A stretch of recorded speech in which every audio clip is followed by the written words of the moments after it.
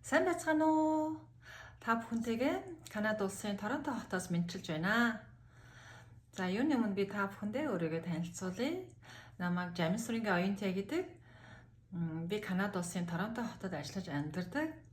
Охид бүсгүүчүүдийн ментор, айл гэрийн эзэгтэй зөвлөх, wardrobe makeover буюу хувцсны шүүгээ эмхэж зэгцэлдэг хүн байна.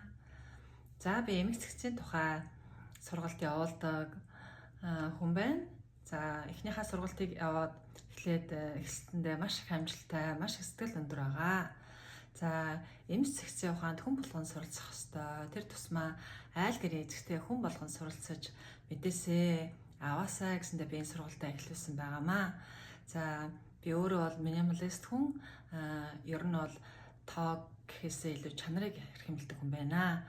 За, та хэрвээ миний сургалтанд сууж эмх зэгцийн ухаанд суралцаж их олон юм биш цөөхөн чанартай хувцс нартай байхыг хүсэж байвал өөрийнхөө гэр орныг эмх зэгцэнд оруулахыг хүсэж байвал манай сургалтанд хамрагдаарай. За, ингээд нэмэлт мэдээллийг тайлбар хэсгээс аваарай.